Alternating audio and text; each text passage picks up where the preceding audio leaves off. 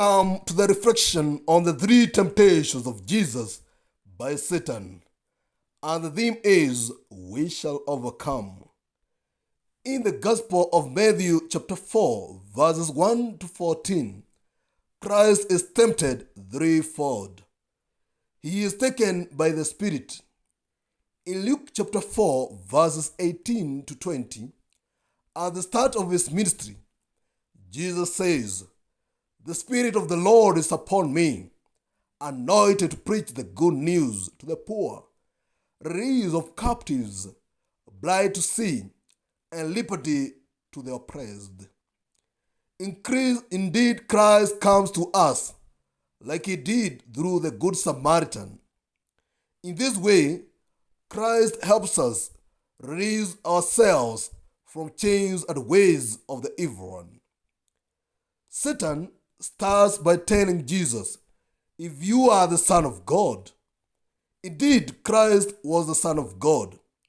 How could he question or ask if he is the Son of God? Christ asked his disciples in the Gospel, "Who do people say that I am?"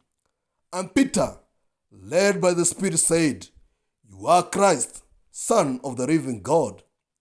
Satan is telling Christ to command the stones.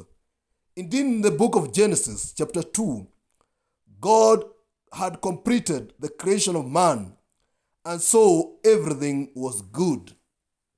Satan tempts Jesus of his divinity as the Son of God and creator of heaven and earth. Satan knows Christ has power to convert stone to bread. But remember, Christ is the cornerstone, the foundation. Later, after his resurrection, in the Gospel of John, it is fulfilled that Christ was the bread which came down from heaven.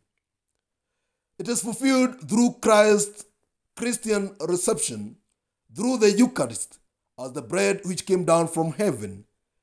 It is like Satan wants Christ, as we start the Lenten prelude, to take a shortcut of the way of the cross than following the full process of the salvific journey. Christ is indeed the Word, through which the world was created, and the church continues to preach and read that word. By taking Christ atop of the pinnacle of the temple, Satan knew Christ is the true temple. He tells Christ to throw himself down, and the angels will guide him and guard. Remember, Satan was thrown out of heaven. Does Satan think he can make Jesus his follower? No way. The angels will be ready after resurrection to guard Jesus and the empty tomb. Christ didn't need the proof to prove himself that indeed he was God. Satan also showed Christ the kingdoms and beauty of the world, which God himself had created.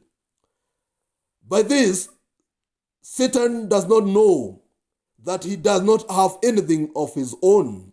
He steals away. Only God is to be worshipped, because he is the only one who is almighty. Satan can never be worshipped. For sure, we shall overcome.